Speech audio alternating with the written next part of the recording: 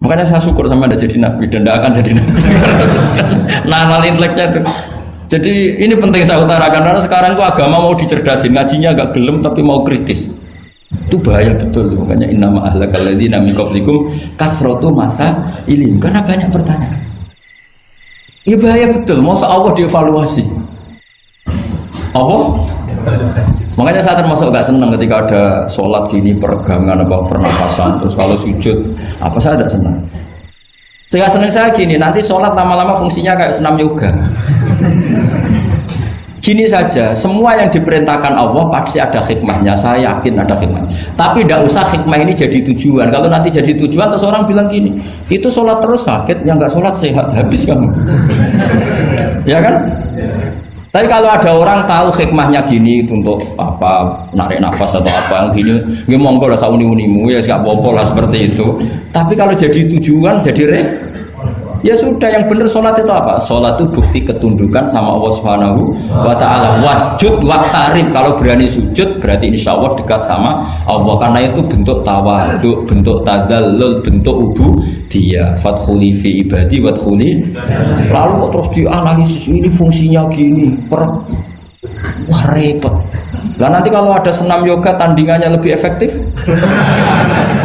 Saya jantungan sujud kok nggak ngefek, tapi setelah ikut yoga kok ngefek. Saya loh ya, orang boleh nggak berpendapat sependapat sama saya, tapi kalau nggak sependapat keterlaluan, yakin. Karena dari saya jelas yang namanya wasjud ya Pak, udah ada di hadis di Quran, wasjud wa tasfu, sujud dan kamu menjadi nggak ada yang ada ya wasjud. Saya kira demikian. Assalamualaikum warahmatullahi wabarakatuh. Apa langsung selesai aja? Ya. Masalah keimanan. Tanya apa ngeluh? Kalau tanya boleh ya gimana? Masalah keimanan tentang qada dan qadar.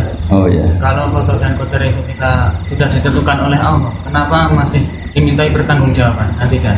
Oh iya. Betul. Ya seperti mukadimah saya tadi ya. Jadi ngaji itu harus kafah. Kafah itu artinya komplit. Jadi Nabi dalam banyak hal yang momennya tepat ya menganalisis dengan qada qadar, tapi dalam banyak hal juga melarang orang membicarakan qada qadar. Jadi misalnya gini, kamu kadung ditakdir pernah punya dosa dan kamu ingin tobat, maka dosa yang masa lalu anggap saja qada qadar, terus keinginan tobat itu anggap aturan syariat. Jangan lalu setelah qada qadar kamu tidak berkeinginan tobat. Ini penting saya utarakan karena Nabi itu menghentikan pasti dua kali. Saya jamin di setiap konteks sosial Nabi pasti menghentikan dua kali. Dua kali itu dua solusi. Nabi pernah menghentikan idza dzikiral qadar fa'amsiku wa idza dzikra ashabi fa'amsiku. Jika umatku telah menjustifikasi qada dan qadar fa'amsiku, kamu jangan ikut-ikut. Karena nanti akan yang zina enggak apa-apa, saya sudah qada qadar, yang maling ya enggak apa-apa karena sudah qada. Wah bahaya, bisa hancur syariat kalau seperti itu. Tapi ada banyak hal yang Nabi mengisnadkan itu ke qada qadar. Kayak cerita Nabi Musa dan Nabi Adam. Ada kan di hadis Sahih itu jelas. Ini dengerin, ini betul di hadis Sahih. Nabi Musa itu saking Israelnya, memang beliau orang apa? Pertama, semua Nabi kan pasti ngalami diangkat ke alam roh. Nabi loh ya, tidak sampean Nabi. Sama tidak usah ambisi begitu, Nabi ini. Ketika beliau diangkat di alam roh itu ketemu Nabi Adam. Padahal Nabi Adam kan Abul Basar, tokoh utama ada. Pertama ketemu langsung ngomong gini, anta Adam, kamu betul yang namanya Adam? Ya saya Adam. Antal ladzi akhrajtan nasa minal jannati wa asqaitahum. Siapa hadisnya? Antal ladzi akhrajtan nasa minal jannati wa asqaitahum. Gara-gara kamu orang enggak hidup di surga. Jadi kalau sampean marah gara-gara kamu, saya harus cari uang sampai Korea. Coba kalau kita masih di surga, enggak perlu kerja di mana? Karena semuanya tersediakan, nggak punya istri jelek, semuanya cantik karena bidadari. Gara-gara jenengan kita harus keluar di bumi dan keluar dari surga. Nabi Adam itu karena orang sepuh ya, beliau santai saja. Anta Musa, kamu betul Musa? Ya saya Musa. Anta kalimu, ya saya kalimu. Anta Sofio, ya saya. Nabi Adam masih muji-muji. Ini pentingnya orang bijak. Jadi kalau sama nanti ngelawan saya tetap bijak insya Allah. Tapi sampai bisa neraka, ngelawan kiai itu dosa. Dosa sekali, bukan dosa biasa, sangat dosa. Nabi Musa, Nabi Adam masih anta sofiyu wa anta kalimu. Bukankah kamu melihat di Taurat bahwa saya akan dosa dan akan dosa saya sudah ditulis 40 tahun sebelum saya dosa? Iya ya Musa. Iya ya Nabi Adam, ya betul gitu. Berarti kamu mengkritik saya, atalumunani fi amrin qad qadahu. Kamu mengkritik saya, menyalahkan saya dengan sesuatu yang sudah dikodok-kodar oleh Allah sebelum saya lakukan. Jadi sudah ditulis sama Allah 40 tahun sebelum saya salah, sudah ditulis skenario-nya nanti Adam akan salah terus keluar dari surga. Memang dari awal Allah skenario-nya seperti itu. Itu ibarat istri kamu sudah tahu ini kalau miskin setia, kalau sudah kaya nanti pola, itu sudah tahu. Tapi anehnya istri kamu ketika nyata pola kok tidak siap, padahal sebetulnya sudah tahu gitu ya kan. Makanya saya kalau ngaji di mana-mana bilang kelirunya orang Indonesia itu satu, kalau ilmunya terbukti itu tersiksa, itu kelirunya orang ini. Semua cowok tahu nggak, semua lelaki tahu nggak, kalau nggak pernah nafkahi diomelin, tahu nggak? Tahu. Tapi ketika itu nyata nggak siap. Harusnya ketika nyata diomelin, alhamdulillah ilmu saya benar, termulia.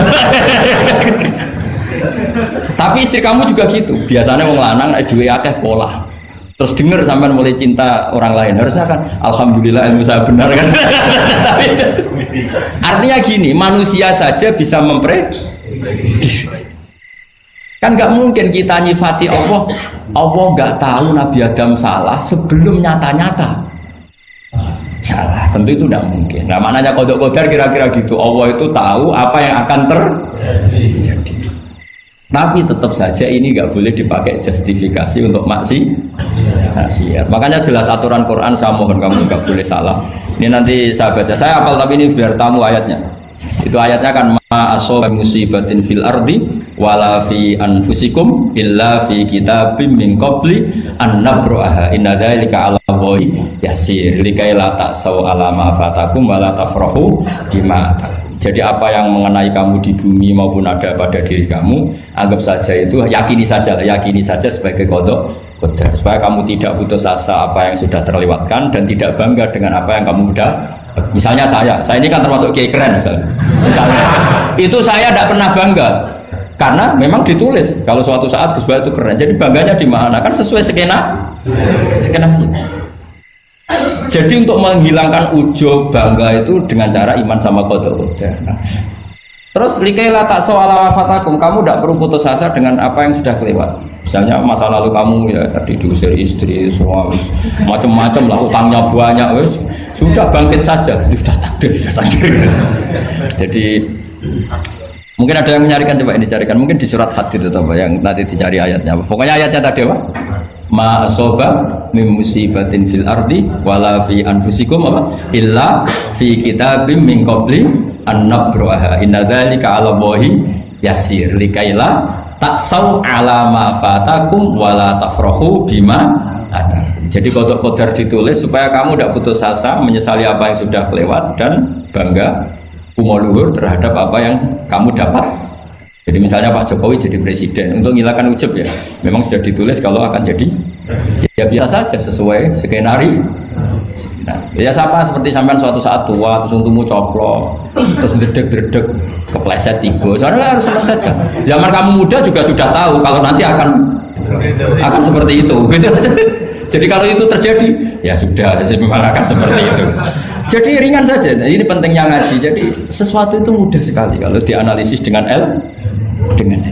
ya cukup ya. Satu lagi aja kan. Kalau nggak salah itu surat Hadid. Biar ditahukan suratnya. Diumumkan siapa? Surat apa? Hadid itu. Hadid 22. Hadid 22 ya. Hadid 22. Berdiri aja nggak apa-apa. Oh enggak. Oh ya nggak apa-apa, gimana? Assalamualaikum warahmatullahi wabarakatuh. Waalaikumsalam warahmatullahi wabarakatuh. Saya kehormatan sama Kiai. Ya. Sebenarnya saya baru kenal Kiai itu 3 minggu yang lalu lewat YouTube. Ya. Ada yang kirim di FB saya, walaupun dengan komentar yang agak mirip lah. Iya. Kalau nggak salah waktu itu Pak Kiai membahas masalah perang Handar. Iya. yang mengatakan bahwa Nabi itu waktu itu santai saja, tidak tahu apa-apa, tapi Salman dia menyampaikan ini komentarnya. Netizen tapi pertanyaan saya itu bukan itu Pak. Iya gimana? Pertanyaan saya itu saya tertarik kenapa cara pasang sokoknya itu ada rambut di. Iya.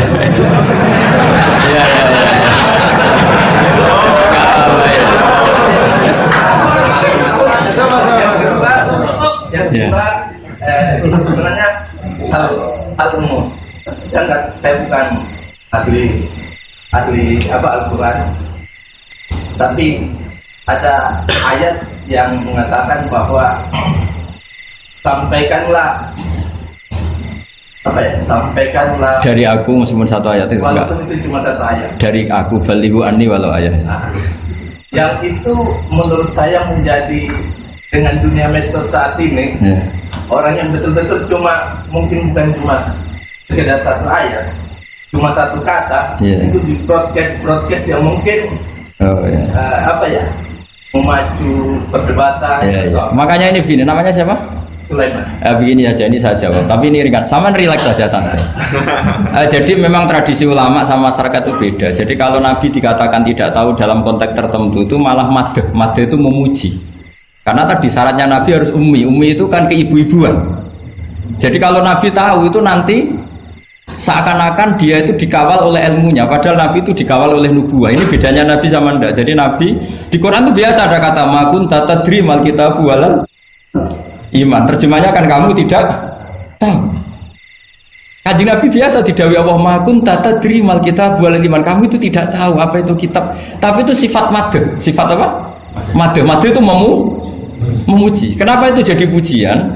Karena Nabi kalau sudah tahu urusan sesuatu nanti jadi ilmu tandingan menandingi wahyu.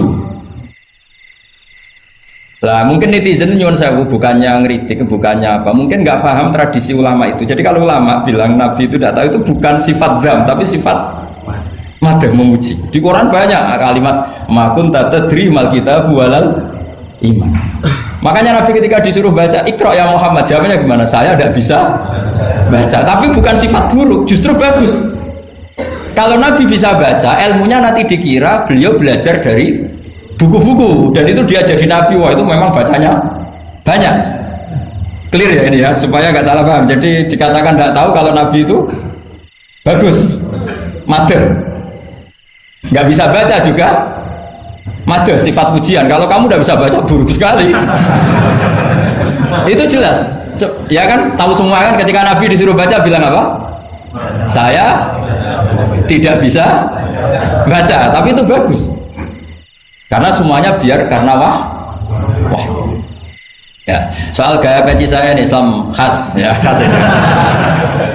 Nah, yang ini yang penting, yang pertanyaan sampean terakhir balighu anni walau aja. Memang ini semenjak dunia medsos memang dengan tanda kutip agak kecelakaan, mengutip kutipan tokoh atau apa hanya sepotong-potong itu bahaya. Bahayanya begini, itu bukan hanya karena yang ngendikan tokoh. Meskipun Quran kalau wakafnya salah itu ya bahaya. Coba misalnya begini, ada orang wakaf di depan orang yang paham bahasa Arab. Inna Allaha la yastahi, terus wakaf ya Pak. Terjemahnya gimana? Allah tidak punya rasa malu. Jika di ilmu Quran itu diaturkan ada wakaf yang haram, yaitu wakaf yang rusak makna, harus diteruskan. Inna Allaha la yastahi ayyadriba mathalam ma ba'u. Allah tidak malu bikin perumpamaan sekecil apapun makhluk itu. Misalnya buat perumpamaan dengan nyamuk. Coba kalau bacanya satu ayat terpotong. Inna Allaha la yastahi, Allah tidak malu. Bayangkan didengar orang yang paham bahasa Arab. Jadi problem kita adalah kadang ngutip kiai ya gitu. Jadi apa ya tadi belum mendengarin kompletnya ngaji. Jadi kalau ada ulama bilang Nabi tidak tahu itu sebenarnya madh itu ngelem karena memang begitu. Makanya Allah bilang apa? Ma kunta tadri mal kitabu walal iman. Muhammad kamu tidak tahu apa yang maknanya kitab, maknanya iman. Tapi nggak tahu ini untuk Nabi kelebihan karena kalau Nabi tahu dulu berarti ilmunya sebagian diserap dari Taurat dan Injil, dari yang macam-macam. Makanya dulu orang kafir kalau ngeritik Nabi kan walaqad na'lamu annahum yaquluna innama yu'allimuhu basar. Muhammad pinter macam pernah belajar. Terus Allah menjawab, Muhammad itu nggak pernah belajar, bahkan baca saja tidak. Jadi kalau Nabi dikatakan nggak bisa baca, nggak tahu, itu madad. Saya ulang lagi, untuk Nabi itu madad. Sehingga semua yang dilakukan Nabi, in huwa illa wahyu yuha, semua hanya berdasar wahyu. Ini bedanya Nabi dengan selain Nabi. Makanya Nabi itu nggak pernah baca, nggak boleh memang. Karena tadi pasti ini jadi ilmu tandingan. Itu bahaya kalau untuk Nabi, supaya semuanya orisinal dari Allah. Nabi itu sama Allah dikosongkan, semuanya kosong. Semuanya dari ilmu yang diwahyukan oleh Allah Subhanahu wa Ta'ala, jelasnya. Jadi baliwani walau ayat itu saya mohon, maksudnya itu ayat itu bukan ayat satu Quran potongan, enggak. Ayat yang muhkamah, yang utuh. Tapi kalau satu potongan ya enggak boleh. Tadi misalnya dipotong apa, inna woha layak tadi kan kayak. Makanya di bab ilmu tajwid kan diterangkan wa ba'da tajwidi kalil hurufi la budda mim ma'rifatil wuqufi. Setelah kamu tahu tajwid, ikhfa, idhar, idgham, kamu harus mengenal ilmu waqaf. Karena sekali salah waqaf itu ya gitu Mas Leman ya. Assalamualaikum warahmatullahi wabarakatuh.